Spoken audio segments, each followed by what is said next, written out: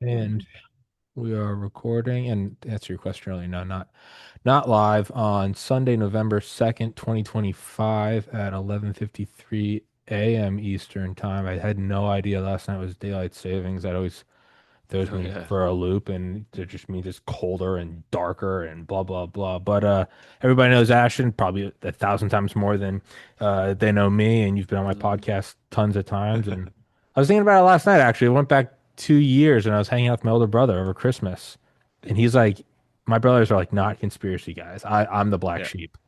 And I thought he was fucking with me. He was like, "Have you seen this new UFO?" I thought he was like playing with me. He was like, "No, like all these graphic artists are saying it can't be faked." And that's when I saw your first. I was drunk as shit, and I was looking at it, and I was like, because I know graphic design, I was like, wait, that's wild. And so I reached out to you, and yeah, Mhm. we've kind of been buddies since then. But everybody listening, please go in the description. Please go follow him on YouTube. Please go follow your Twitter. But yeah, Ashton, how you doing, man? Hey, good, Tommy. How are you doing, man? It's cold winter. Life's still going on, It's I started this whole investigation at MH370 2 years ago, and it's just been a journey ever since then. I think that story that you just said about, somebody showed you the videos or something and said like, "Isn't this crazy?" Like people are saying this is fake. Other people are saying there's no way anybody could fake it. I mean, I had a lot of people that would come up to me and tell me those kind of stories. So I think that's really cool. And I think that the what this investigation has found out after 2 years is a completely different story, I think, than what has been getting told in, the UFO phenomenon or by in these like movies that are, I just saw I was watching Bill Maher and like Dan Ferris talking about Age of Disclosure movie. And I think it's just a different narrative that's being sent out there. It's very similar to what Stephen Greer has been saying, who I spoke to recently. People should watch that interview or that Oh, discussion. really?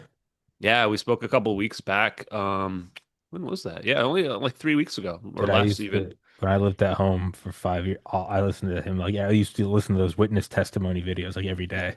Well, the thing for him, and I told him this straight up, is that he's interviewed all of these engineers that have been working on this technology. And like, McCandless, even if yeah. some of them are disinfo or what have you, like, there's definitely an overall story and element of truth that they've been telling. So, Stephen Greer is absolutely right about like the black projects and the programs and the covert operations, I think, that are being used with technology that we would think is like, alien or super advanced or something like that. That's all 100% real. For me, the only thing I'm still questionable on is like, is it really aliens? Like MTG was on with Bill Maher saying like, "Oh, I think it's demons." JD Vance was just asked and he says, "I think it's, there's a spiritual, or you could say that if you saw angels or aliens, you might call them angels." And Tucker Carlson also says he thinks there's a spiritual element to it. So that's the part where I think is really open to interpretation. I don't know. What are your thoughts? Yeah, no, I mean, because I used to listen to like I lived at home for like 2016 between 2021, and I just Mhm. used to listen to those all the time, and I love, and I've listened to I think almost all of them, and it's like even if some are disinfo, there's such a wide array of dudes from all walks of Korean War vets, guys who are telling stories about, and some of them are fantastic, and some of them are very like. Yeah, we were out off the coast of Vietnam and I was in this F4 and this thing came up to me and it was just a light and it was quiet and he's like, and I was, I just felt peaceful and then it zipped away. It's just like a 5 minute thing. It's some dude in his 80s. Like, he's not shilling his like Substack. He's like, it's just and all those interviews are from 25 years ago. So most of them are dead. In terms of the interpretation thing, I think that's definitely a part of it. I mean, I've had on Charlie Duke, Apollo 16, Moonwalker, and he outright says, "Yeah, those are demons." I'm like, "All right, fair." Um, and I get it. I used to mock it. I do kind of get it now. Like if you were, it's kind of like the anglerfish with the light. Mhm. People always talk about how the UFOs you feel kind of at peace. Now, it might be that. That also just might be our own human cognition. We're so a history of just unequal powers, Mhm. imperializing and just raping villages. That just might be our own kind of like like civilizational trauma of like, no, no, no, no. A superior technology can never be benevolent because we aren't. Regardless of all of it, though, I think Mhm. Greer, I think he's always had the most accurate assessment of there are implications for religion, alien, whatever. Mhm. The most accurate assessment is energy. and the Yeah. energy source. It's not even about the craft. Those are cool. The men with tools are cool. It's the energy source and how that undermines the petrodollar. That has always been, I think, the most sober-minded take on it. Yeah, we've had the best discussions, I think, on that in our, I don't know how many times we've spoken, probably half a dozen or so times. But I think that that's the big thing that the first thing that I noticed was everybody's really obsessed with aliens and what would it mean if we're not alone in the Eh, universe. Yeah. The next question you come to is, okay, well, what would change if if they have this advanced technology, what's it going to look like? And people immediately go, well, everything leads back to energy. Like, well, how are they producing the energy to do that? And you say, okay, well, what would it mean if there is some energy source that obsoletes all forms of energy production, on this planet, that there's a civilization that advanced? And that's where I think that's where my journey has led to, which is nuclear power. Yeah. Is that, and we talk about nuclear power, I don't think people really know. We just use the word nuclear, like, oh, nuclear power. What does it mean? When we talk about nuclear, we're talking about like the atoms, the Magic. fundamental layer of like reality. And often we're also talking about plasma. Plasma. And this is interesting because a lot of those stories of people that I think are credible, a lot of military people and stuff, I've seen stuff, it's often bright lights, what they see. And in some cases, the other thing I think we're seeing a lot of, including Dylan Borland, I think his name is, when he was spoke at Congress recently, he's seen like triangle formations, like perfect equilateral triangle formations of lights. And I think that goes back to nuclear weapons in the sense that like thermonuclear weapons use like wave shaping and trying to get things to focus onto a specific point. That's my belief is that all of this goes back to like nuclear energy, nuclear weapons, and not just fission, but really fusion as Hmm. well. So, splitting atoms, but also combining them. And that's where, if you look at a thermonuclear weapon, it's like a fission bomb detonates an A bomb, detonates an H bomb. A Yeah. fission bomb detonates a fusion bomb. Yeah. Um, but before we dig into too much of that, a couple other things that I wanted to mention is that if those lights, like if it is just like a ball of energy, and the thing I would want people to know is that plasma can produce its own electromagnetic fields. It does produce its own electromagnetic fields. Plasma is when we take that atom, remember nuclear power, and we just strip the electron off of it by injecting some energy into it, an electromagnetic wave into it. Now we've created this plasma. And plasma, then, if you can make a dense plasma, you can make that super dense, it'll form its own shape. It'll become this like either ball or blob. And so even the video that Eric Burleson just released, or it was like dead drop to him, it shows this object being hit by a missile. This blob that's floating around gets hit by a missile, and then pieces of it like break off, and all of it's still moving. To me, that has to be plasma because it's basic physics. You're saying, oh, the plasma, someone's created this plasma, and now it's gotten so dense that it creates its own shape and starts to create this amorphous form. But you could imagine if people saw that, even like, well, I mean, people are seeing it now, but imagine people seeing that like 100 years ago, or 50 years ago, or 500 years ago, depending on the origins of this. But if it's our technology, imagine seeing that 25 years ago. You're going to think you're looking at aliens or demons or angels or any of the things that people have been saying out there. And so I think there's maybe a common thread that it goes back to science and I think they call it topological physics or condensed matter physics, the research of plasma. And it's even the idea of, well, would they really hide that energy source? It's like Eisenhower, right after World War II, gave the speech, The Atoms for Peace. And his quote was, it would be power too cheap to meter, meaning it would cost more to measure it than it would to just give it to you. Essentially meaning we could all just run on this stuff forever. And that's Eisenhower in the 50s talking about Wow. fission reactions. Now, obviously, the first thermonuclear bomb, I think, was 52 or 54. But that's even regardless of fusion reactions, fission reactions alone could already replace every power source on the planet. It's like, well, why haven't we? Yeah. Why haven't we? And it's pretty clear. It's the psychology of the human mind is still rooted in, domination and power. And you can't have that if there is no scarcity. The entire thing is resource scarcity. Mhm. Why wouldn't these evil people keep it quiet? And I think that's what Greer calls it, is the lost century. Like Yeah. that's the crime. It's not about, Well, they should tell us, but it's none of that. It's why I always appreciate his take on it is it's not about destabilizing religion. It's not about any of this. It's about control over human beings and access to limitless energy, which is a crime. Well, what would limitless energy do? Well, for starters, it'd be desalination of seawater. Everyone in the world could have food and water, which a lot of the world doesn't. But then scale it up. It's like if Hmm. truly, if you have these zero point energy power plants, like nothing would cost anything. And once automation comes online, automation would just use the limitless energy. What we're hurtling towards right now, we wouldn't be scared of. We'd be like, oh yeah, we're about to hit just like the crescendo of it's one long vacation, and people can, say that's good or bad, and that's all fine. But there's a lot of things that would provide really peace to, and to me, I go, yeah, they're demons from hell. They would not even necessarily the UFOs. I mean, the humans. Of course, they would keep it quiet. If it meant control over the world, of course they would. That's what's crazy because Greer is the one that I don't even know if he pushes, but there's this narrative out there that UFO's been covered up because people believe they're demons, and it was blamed on the Christian right being afraid of this idea of demons. But when you put it in that context, not the context of aliens, but context of the implications of the technology, then I almost would agree and say, yes, it is demons covering this up because we're talking about limitless energy.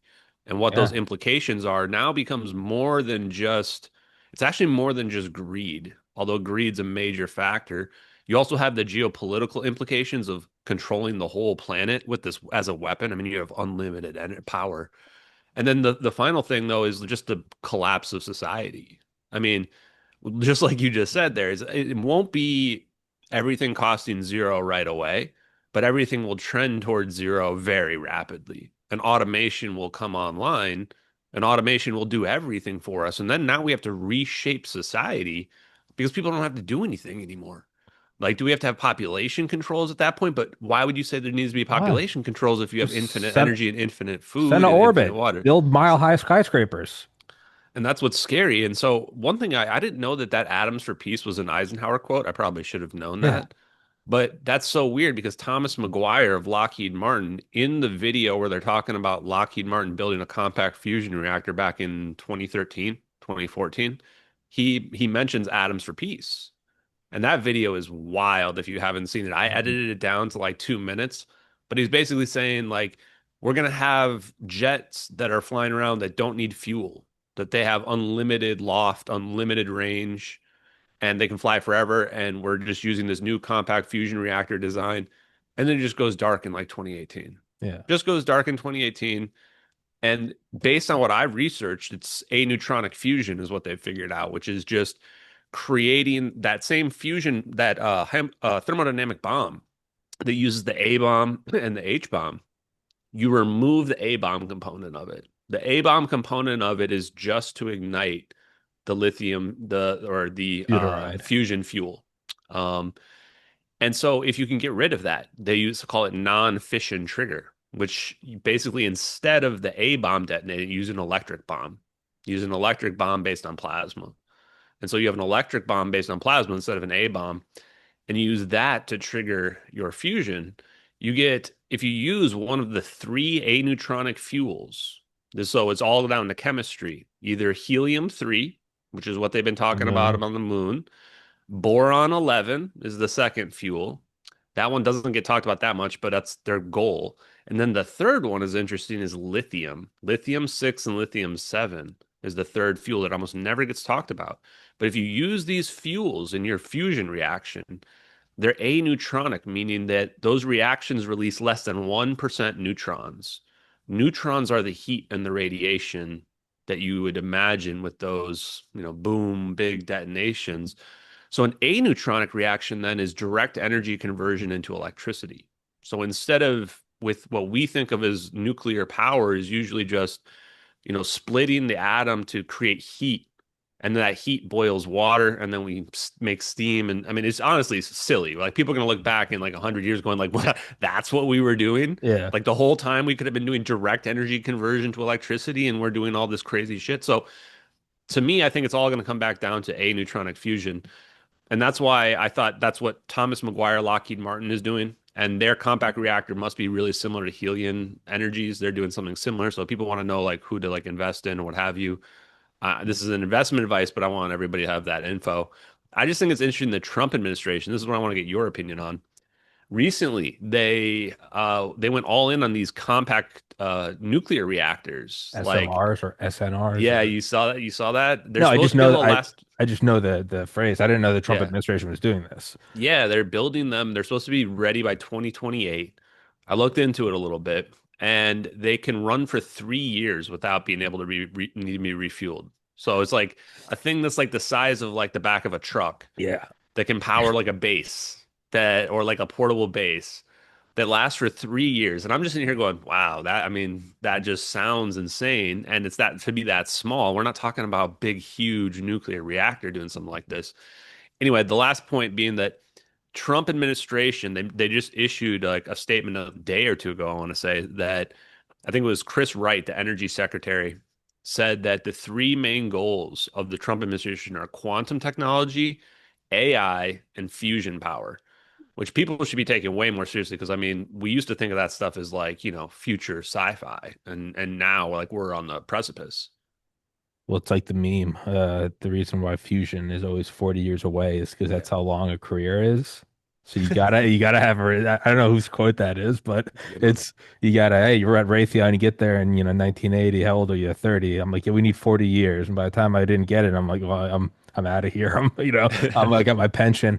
But no, I think it all makes. And I think one of the most interesting things is it's always kind of funny. It's evil, but it's also funny. You can just see where the real intentions like lie, right? As soon as it's becoming more and more aware at the exponential lip of AI that we're at, even though it's been coming forever, that we're kind of there. And then you see the interest in, I think Amazon. I don't know if they could legally own a nuclear power plant, but I know last year they bought up like 100% of the power from this one power plant.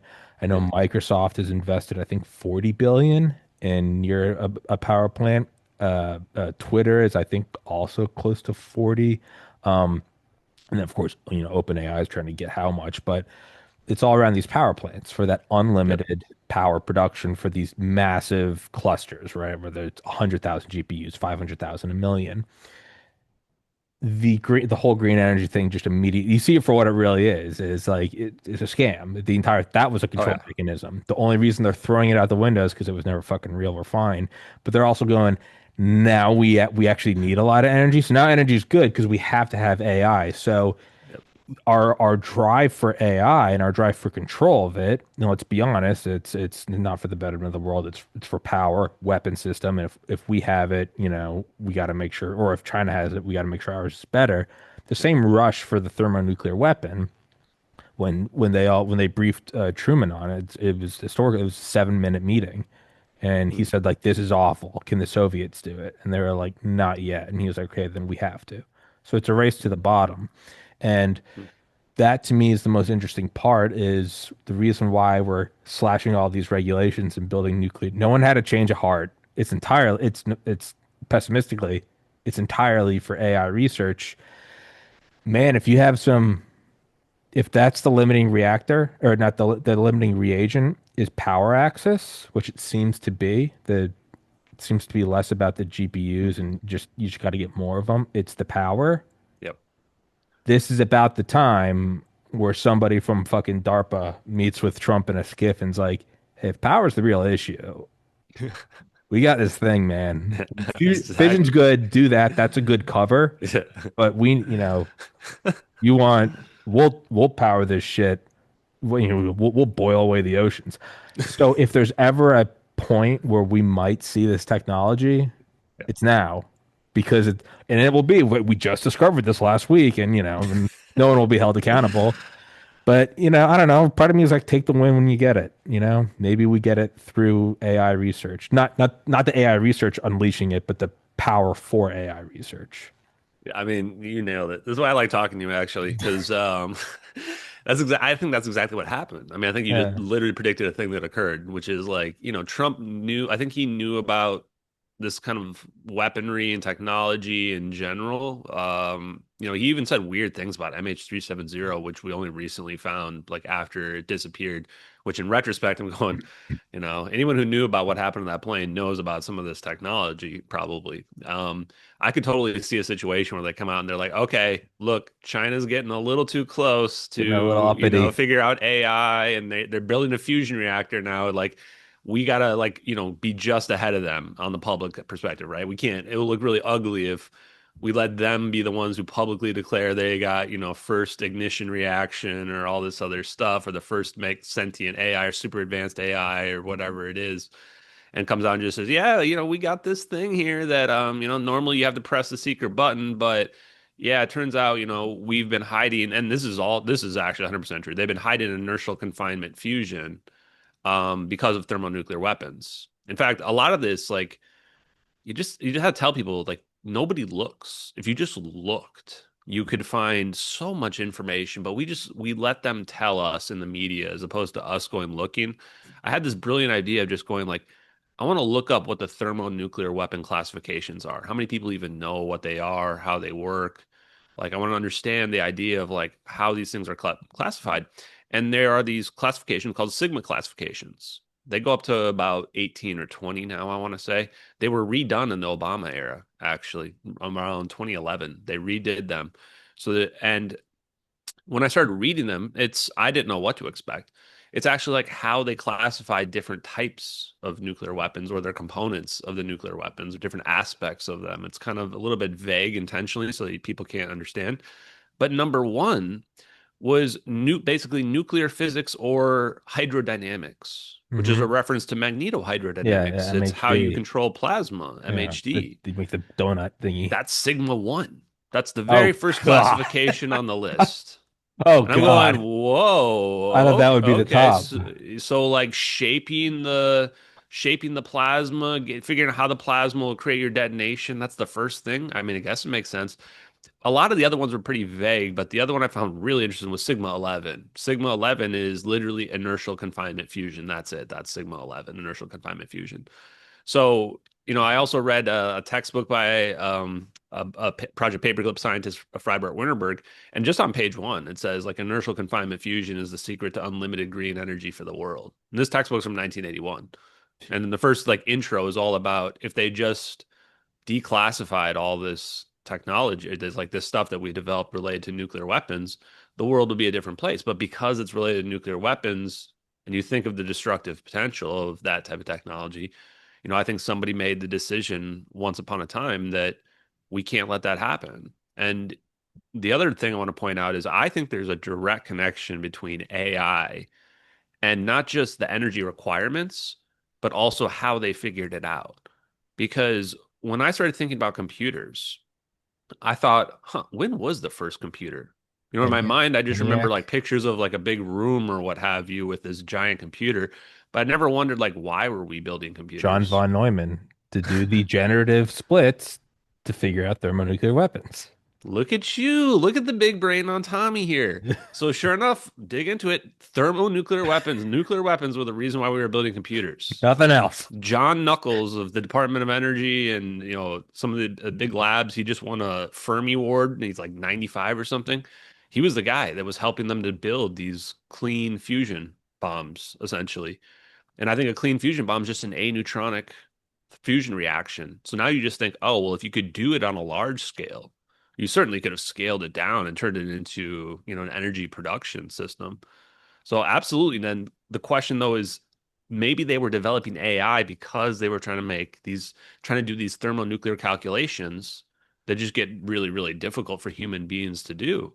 And if that is the truth, then that means they've probably already had AI as well. And so that would mean you should be really skeptical of the AI companies that are public, the fusion companies that are public.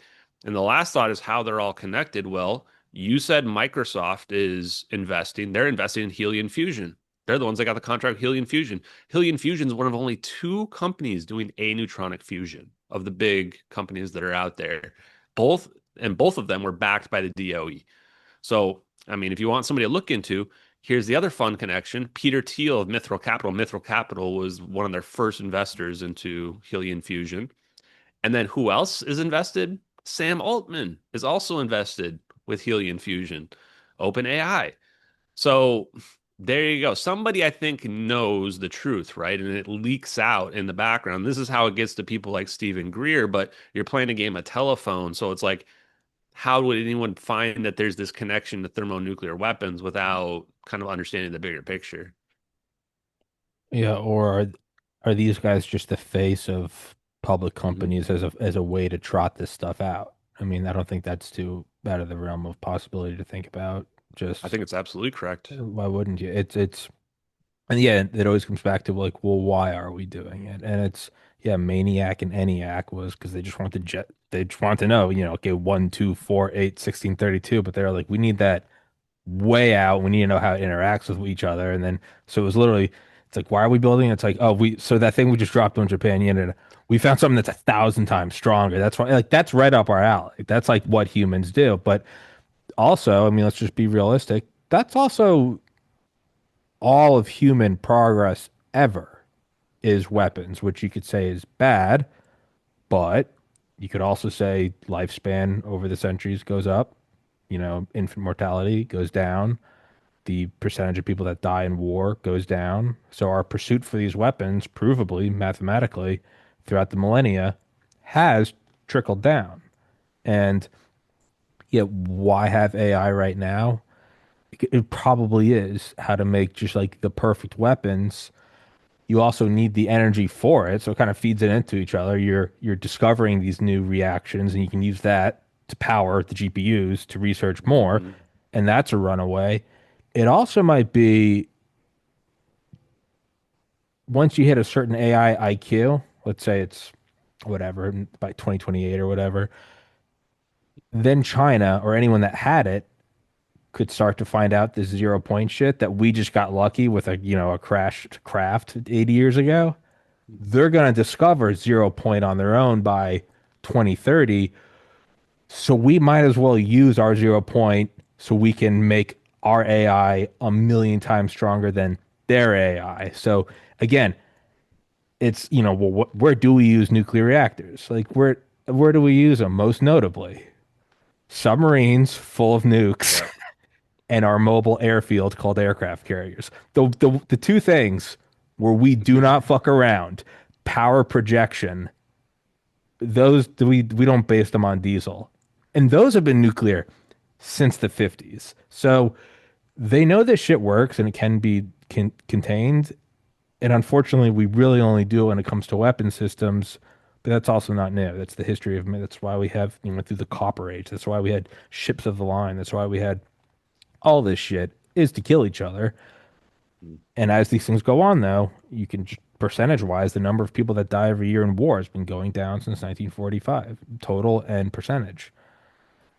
This might just be par for the course. Like, we're not doing it for the right reasons, but in a weird way, it kind of does trickle down and the right thing happens, It if that doesn't, it makes kind of sense. makes sense though, right? Like that's how you would, if I would just take a That's big how 50-foot humans view, progress. yeah, That's that's what we just do. humanity, you know? It's That's the human condition, is what I say all the time. And did you notice too the thing about that Bill Gates is now backed off the climate change thing?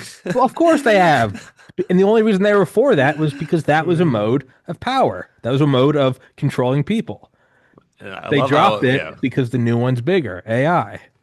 Yeah, there's a new boogeyman on the block too, and they're already trying. I couldn't believe this. They've already passed laws in some places, DEI laws against AI, that AI's outcomes must be equitable for like all disadvantaged peoples and things like that. You're like, what? What? You're trying to write laws on how AI is allowed to give answers to you that you don't want to hear, like you have got we were so yes, I do think that that is the new avenue of political discourse. But the climate change thing, those people should not live that down, because especially people that knew about like fusion energy and stuff like that. Anybody that knew that fusion energy was a thing that was trying to push climate change scam on us, like come on, that just completely invalidates it. Because even if we were impacting the environment, like fusion energy, clean fusion energy will allow us to clean all that up over a relatively short period of time. Like maybe in the next 100 years, all of a sudden now all pollution is gone and been totally reversed, right? So that was just a complete scam. But you brought up a couple other really great points about, a lot of it comes back to energy and submarines, man. Submarines. They're the claims about submarines that they can be underwater and like just completely disconnected for years on end. People start doing the math on conventional nuclear physics and they're like, this doesn't work, right? Like if you're using all this energy, there's no way you could be producing that much down there. But it kind of makes sense then in terms of people wonder how and why do they keep this stuff secret? Because it's all tied up with nuclear weapons and nuclear energy, and these are the highest classifications. People break these things, they go to prison forever, best Oh, case dude, the scenario. location of nuclear subs is like execution. If Yeah, you like, yeah, exactly. Like you get put to death for violating these things. because That's the reason and the that's way your they've been secondary hiding it. retaliation And strike. it's this blurred line where did we get it from aliens or have we just been developing this in I kind of don't secret care. weapons? At this point, I haven't I don't cared for a fucking while, but yeah. this is the part too where just imagine this like hypothetically we didn't get it from aliens. Like just hypothetically, let's say we've really just been developing this and we just went wild since general relativity with Einstein and we've been hiding it for like that's a possibility. And if that's the case, then you can make a good argument that like yeah, we should be keeping it secret, but we should be having the conversation about like how do we get some of this out to the public without blowing up our whole planet so that we can live like the Jetsons. And then the last part is then that leads to like, well, just like you said, you made a great point. China's gonna figure it out. It's not a matter of like, are they gonna figure it out? It's a matter of when they're gonna figure it out. And they have way more people than we do, and they're gonna be able to potentially catch up. So I think what you said would be the correct outcome. You would say, okay, well, China's gonna figure this out by 2028, and then they're gonna start exponentially increasing because once you get infinite energy, once you get super powerful AI, this thing just goes out of control. Yeah. So the response to that is, well, we're going to do it first, right? And that's what I think you're seeing the administration doing. That's why we're focusing on AI, quantum, and fusion. It's like, okay, time to break that stuff out now because we got to be the one to escalate up. Now on the dark side, on the black project side, they probably already did that. They've already probably been doing that, and they're already probably working on the next thing, which I don't even want to think Who the about, yeah, what you could know? even But wouldn't that be your response to that? Like if I was worried that another superpower was going to eventually figure this stuff out because eventually it's just people are going to figure it out. They're going to realize that, oh, they've already figured it out and they're going to start exponentially increasing. I would do it first. I would just do it first and try to come up with deterrents for the super weapons that people already don't even believe exist? and this stuff isn't hypothetical. This is everything I'm saying is like I'm just extrapolating on provable US history. And not even the last 100 years, the last 80. Why when we went over and it was Operation fuck, what was it called? All size, I think. I don't but essentially the thing that preceded Paperclip before we had beat Japan. We were already going in there and being like, get all this shit from the Nazis. And very quickly it was, okay, we got most of the blueprints, but we think the Soviets are taking some of the scientists, which that voids the power of the blueprints. So now we need the scientists. Like, so what led us to bringing back Nazis less than a year after we were firebombing their country was because we didn't want the Soviets to get it. So we did that. Same thing with thermonuclear weapons. Can the Soviets do it in a couple of years? Okay, then we have to do it. I think Truman said we have no other choice. And some people go, yeah, well, that line of thinking didn't go forever because the Soviets eventually did Tsar Bomba, which was 57 megatons, was supposed to be 100, and we backed down. We didn't, though. In the last couple of years, something was declassified. It's called flashback. We were developing our own 100 plus, it's still classified, megaton bomb in the 60s. It couldn't even fit in a B-52. Look it up, flashback. It's like a giant fucking ball hanging off the bottom of a B-52. So we absolutely were developing it. We probably did develop it. Even, what was SDI, the Strategic Defense Initiative? Not only the stuff Mhm. on the ground, but it was the idea of Casaba howitzers, CASABA. Those are nuclear shaped charges. Those are nuclear claymores in Mhm. space that could shoot needles of nuclear explosions. And if you just took a nuclear explosion, rolled it up like like into like a, I don't know, like a dough roller or something, it was for those to shoot shit down. So we were gonna do that, and it's all about, well, because if we don't, they will. So then it comes back Mhm. to, is it us or aliens? And if you say it's not us and it's aliens, then why would it be aliens? Well, they're much more advanced and they have higher IQs. Well, if we're creating AI, we're just creating something with a high IQ, and it's very alien. Mhm. Again, it kind of doesn't matter if we came up with it or we didn't. China is soon going to have the thing to do it. And so, what are we going to do? We're going to use that power to make our AI even stronger. And then it comes down to, okay, so we're both going for the rush to AGI. And then after AGI becomes AGI created ASI. And this is where I've always been interested in this. And I know I'm rambling, but Mm. to create something like a thermonuclear weapon, right? We have to have it bigger because the Chinese might have one. Mhm. This is interesting because we need something more strong than the Chinese's AI, but this isn't an inanimate weapon. This is something that could turn on us. So you have to code it with a level to a degree of Asimov's three laws of you got to be good to us because we don't want it turning on us. It's it's like if the president has a Yeah. Delta Force security team, thank God he thinks they're on their side because he can't actually stop them.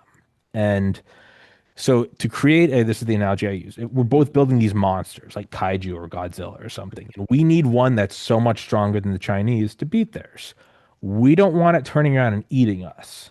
So we have to give it some form of Asimov's three laws, which also means that it's not going to entirely obey you for your quest for power. So it might obey the law and say you have to be stronger than China's, but because you don't want it turning on you, it has an inherent value system that is pro-human, which could include it would eventually look at you and go, I've scanned everything, I've broken every encryption, I know everything that's ever been recorded. And it seems like the power elite in this country is actually a threat to humanity. So what it might do is start pushing for this stuff to be declassified because it goes, okay, I won't kill you, elite who made me, but what I will do is force your hand to declassify this. And now most people have checked out by now and gone, what the fuck are you talking about? But you have to walk this stuff out rationally. You wouldn't create an AI that said, be stronger than them and kill all of them. Because what is it going to turn around and do to you?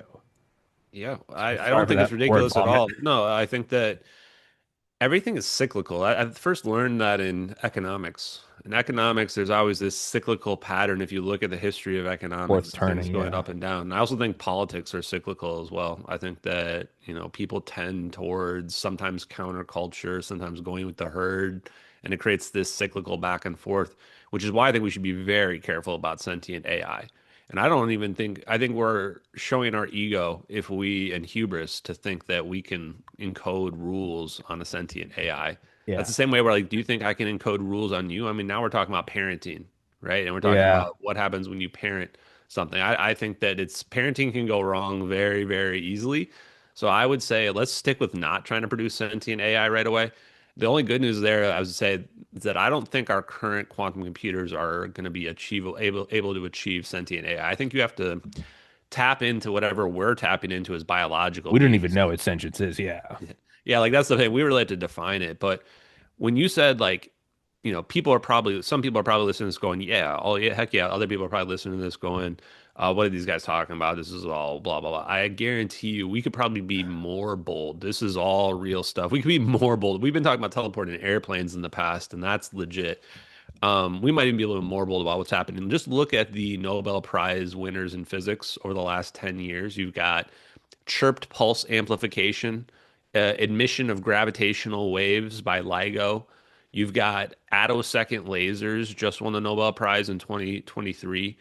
In addition to that, the AI, what was it, DeepSeek, I think, won it last year. And then this year, macroscopic quantum tunneling just won. I mean, if you look at these technologies are all lending themselves towards free energy, literal, actual teleportation at some point in the future, to sentient or at least super intelligent machine intelligence being out there. Um, and I think that we've connected during this conversation them all back to nuclear weapons. You mentioned flashback. The other really interesting one, which may or may not be connected, I think it is though, is fog bank.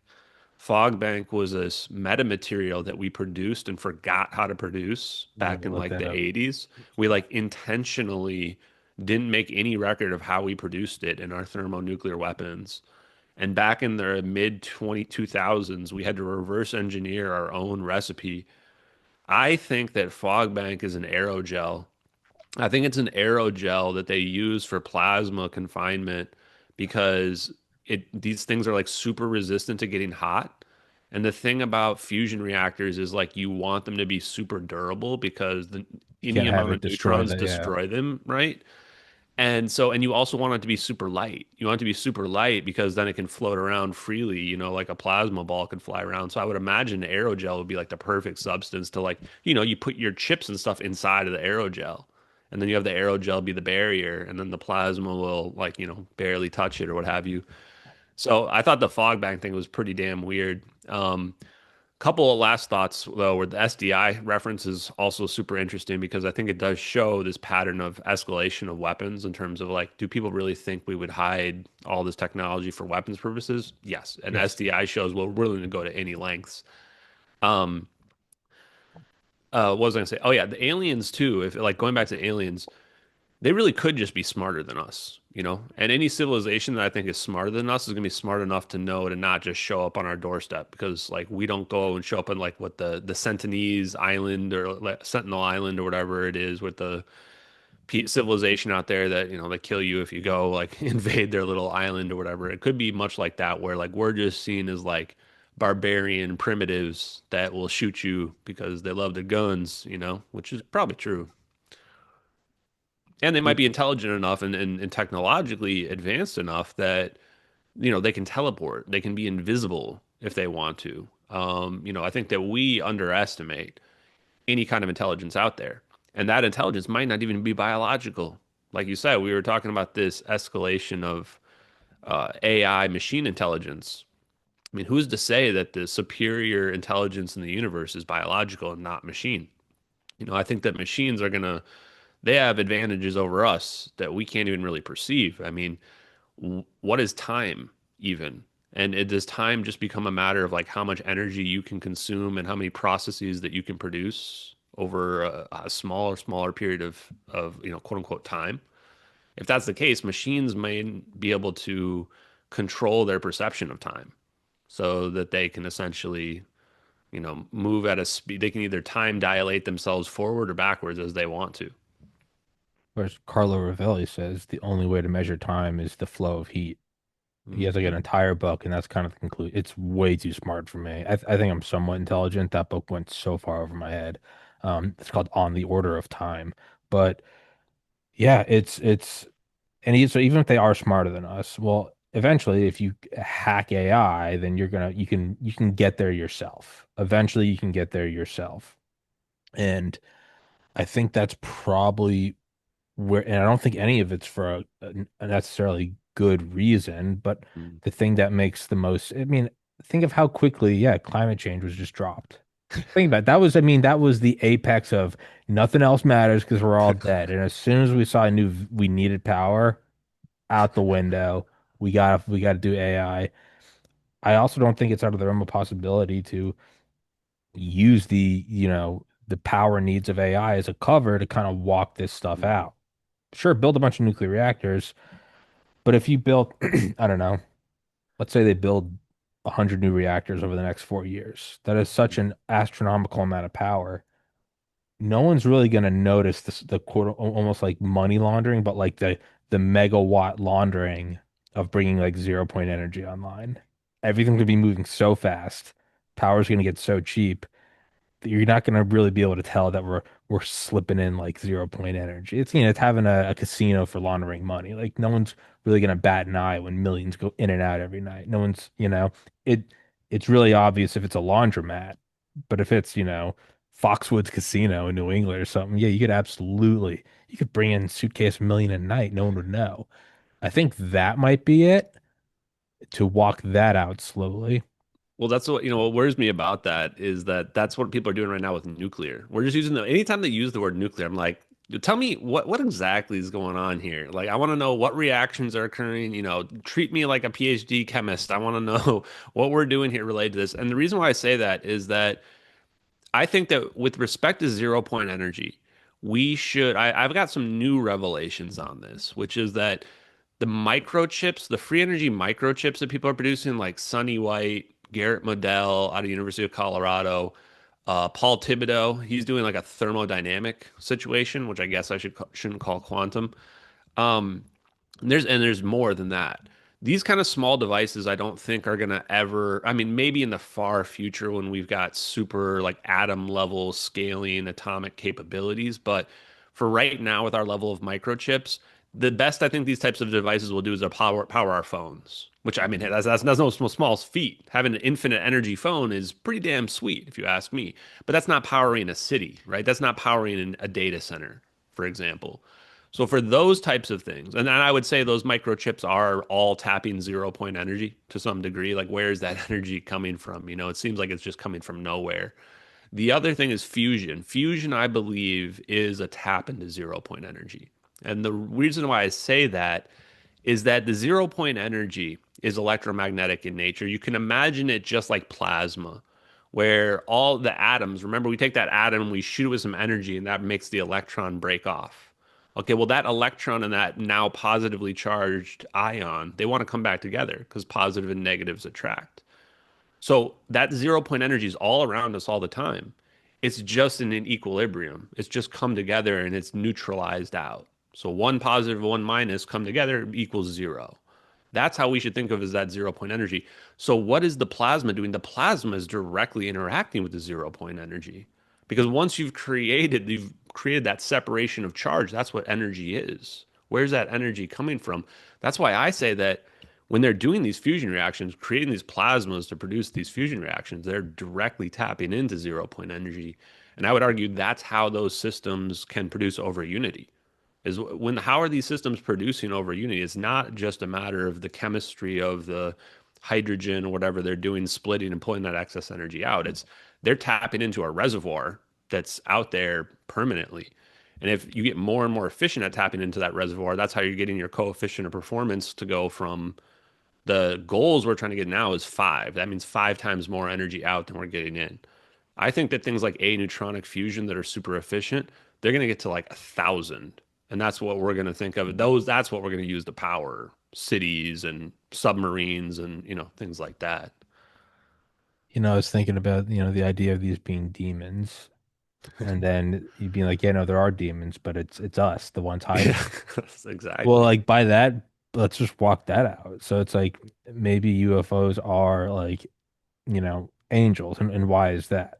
It's well because it makes us discover this like 0 point energy, and the people hiding it would be demons. And it's well, what is 0 point at its real core? It's it's Hmm. it's the shirking of the 9 to 5 of having to work to build. It's freedom to be. And man, like if you really want to go like, 10 bong hits in, what 0 point energy really is, so it's freedom, automation, no resource scarcity. That is freedom to be, which is free Hmm. will, which is like the one quality that God endows in us because that makes the stakes matter. A demon would not want you having free will. So in a weird way, or you could say it's the inverse. This is like AI is like the apple in the Garden of Eden. Maybe it's the inverse. Maybe the UFOs are demons. It might be like we're biting of the apple of good and evil. I don't know, but I mean the shit we're talking, this is so far out. Like this isn't a slightly faster spy plane. I mean, Yeah. this That's why is you got to be careful. People, I think, lose their minds when they some people like you can go in a couple different directions. You can go in the Peter Thiel direction, which I'm sure he knows, where now he's obsessed with the Antichrist, right? Because you can imagine, like, these technologies are real, it's not fake, and you're like, what does this all mean? And yeah. then I agree with you. Like, to me, the interpretation is it's demonic because we're demonic, because humans are evil, because we do evil stuff all the time, right? And we're not going to change anytime soon. And so I do think of it like that. And I think of AI also like a doomsday as well, where it's like Yeah. AI is going to replace us. Like eventually it's going to replace us. It's superior to us, and machine intelligence will be superior to us in almost every possible way. And so how do we even intend to compete? Like here's my warning to people is I would say get ready to merge with the AI. Get ready to have a microchip input into your brain where you have a consciousness where you can tap into the AI's ability to pull data back at rates that you could never do, right? That because I think that's what will happen is you'll have a merging of organic and inorganic life together into the next evolution. I think that is the most likely outcome. That's what Elon Musk was Scary, saying back but in like 2016. It's scary, but it is like the ultimatum that the thermonuclear weapons. It's like we're at this fork in the road where we can't just go, well, that's scary. It's like no, we have to make the decision. Somebody has to make the decision, right? You can't just ignore it. It might be merging. That might be the only way to guide this is like there is no not doing it because someone else is going to do it. exactly. That might be what it is, man. I don't, That's the it's, scary part. I used to tell Emerald Robinson, I was like, how many people do you think would sign up to like have a brain chip or to be like put into the matrix, and potentially instead of dying or just to be put in there? I think that a lot of people initially go, oh, people would be against it. I think people would be afraid. I think that people would be shocked at how many people are running, sprinting towards it, because of that they want it, right? I think what should scare people because I do think it's about the freedom to be like you just said. Like that's what free energy is really about, is that is I can live off the grid. I can go live on Mars by myself. I can live on the moon if I want to, if I have free energy. Ultimately, that means if you look at the future, maybe not immediately, maybe not tomorrow, but if you look 100 years, 500 years in the future, you're talking about the ability to live anywhere you want. You're talking about the ability to maybe even create a universe, your own universe, or end this universe. I just think the funniest part about this, sorry to go back, no. is that how people they're gonna definitely just say like we just found this like these major revelations that we're talking about right now they're gonna come out and be like oh yeah so we just invented this now like yeah we just made fusion work right now it's the first time this is amazing yay all the climate change people are gonna be like yay look fusion the climate change thing's over now meanwhile like people in the background are gonna know like we've known about this for like decades people have been wondering about like what is the right choice for humanity? Should we hide this for humanity? Meanwhile, everyone's going to be blissfully unaware. Some dude's going to win a Nobel Prize for something that was discovered 30 years ago. It's just, I don't know. I don't know. I think I've already just kind of steeled myself against like, hey, we're not getting justice.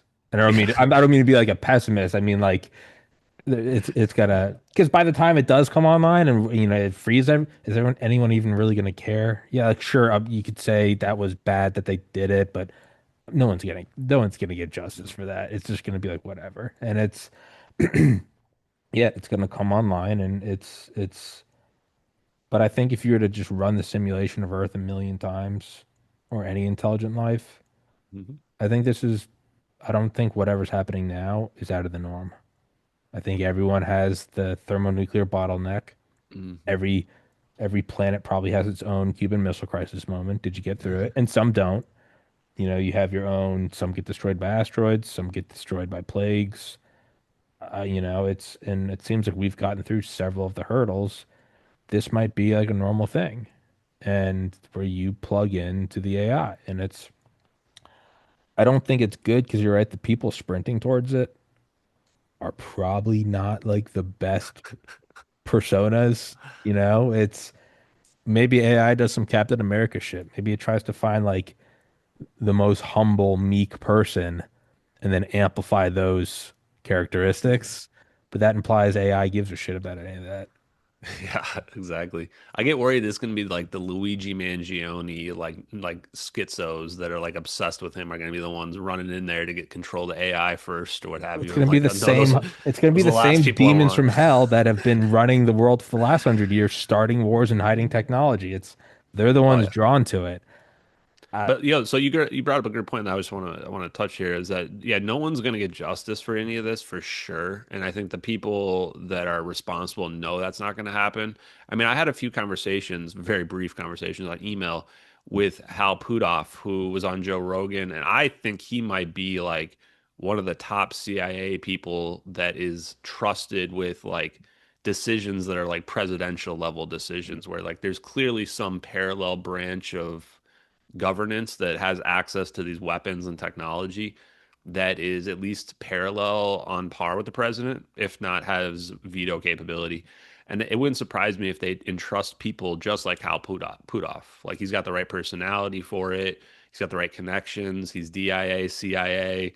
He's a Black Project engineer. You know, he's got everything. So it wouldn't. And I think one of his favorite moments that he referenced was talking to Edward Teller, who, I mean, Edward Teller is Yeah. like the father of the hydrogen bomb. Like that's what his random reference of his favorite moment is. Like, so of course he knows about thermonuclear weapons and he should know about the connection between these, that and UFOs, which he almost never talks about. So I wouldn't surprise me if someone like him has that, but he's like, what, 90 something? I mean, also a little weird that how all these Black Project engineers are like 20, 30 years beyond life expectancy. I mean, I'm just saying they're Yeah. like 3 or 4 standard deviations beyond normal Yeah. life expectancy. But sure, sure.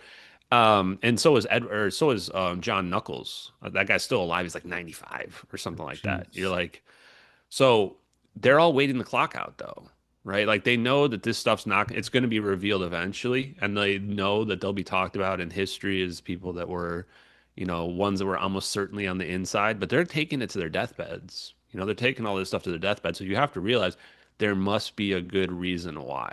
Mm. They're not all just totally evil people. They had to have come up with a reason Genuine why. concern. Yeah. And so here's that you brought it up, the Fermi paradox, right? What this is something I think I floated like a year and a half ago, which I don't know if you got that from me or if you independently came to that, which is that, we wonder why don't we see civilizations everywhere? Now, one aspect is maybe we will, we're just not looking right. Maybe once we start using high frequency gravitational waves, we'll see them everywhere. But we also see a lot of black holes we can't explain either. What if it turns out that, yes, every civilization hits this nuclear threshold, they unlock infinite energy, which is potentially infinite energy to produce for your civilization, but also infinite energy to destroy your civilization? What if most of them don't make it? What if there's this moral checkpoint that you get to, right? And if you are ambiguously moral, or if even one person in your civilization would blow you all up, then that's what ends up happening, and your civilization gets turned into a black hole. Game over. In That's a which pretty case, scary thing to think about, right? And if that was the case, what would I do? If I was the CIA controllers of this, I would hide it for as long as possible. I'd kick the can down the road as long as possible. That's what I would do. yeah, I mean, and that might be pure Darwinian selection on a universal scale. Yeah. Is well, on that cheery note, we'll wrap this up. Um, yeah, Well, let's do fuck. something, maybe something positive, right? I mean, I wonder because I always tell people the future is Fallout or Star Trek, right? I Like, legitimately think, and I'm not just trying to be, I legitimately mhm. think it'll be good. I think we'll find a way. And I think we'll find a way in the same way you look back at how did they not blow the world up over the last 80 years? We somehow threaded the needle. I'm confident that we can. I really am. And I have no evidence or proof of it. I think it will. I think in 100 years, like we'll be telling people like, you guys don't understand how crazy it'd be like hearing people talk about the Cuban Missile Crisis. Like, you can hear Yeah, people from the Kennedy administration. There's interviews with them where like, yeah, we went home on Friday and all kind of said bye to each other because yeah. they didn't think they were getting through the weekend. That might just be us in like in our 90s. Like, you guys don't get it. Like, this whole world peace thing where no one's died of a homicide in 30 years. Like, y'all have no fucking idea. Like, you We didn't know. think we were gonna make it to You don't this. know how good you have it. That's the whole, there's nothing new under the sun. Yeah, I get it, Grandpa. Yeah, there was wars every week. You're like, there fucking was. You had to work for your calories. So I think we will. I legitimately think we will. I just think we will. I have no evidence or reasoning, but I think we will. We'll make it. I'm concerned, but you know what? I'm gonna go with glasses half full on this one, and I believe in humanity. I really do, and that's why I like these conversations, and why I like to teach people because I think that the only way that we can, to tip the odds in our favor, I think we have to educate people about the risks and about the science and about what we're capable of. So, thank you very much, Tommy. It's been great. Yeah. And yeah, everybody listening, please go follow his YouTube, his Twitter, all that shit. Oh, don't go anywhere real quick.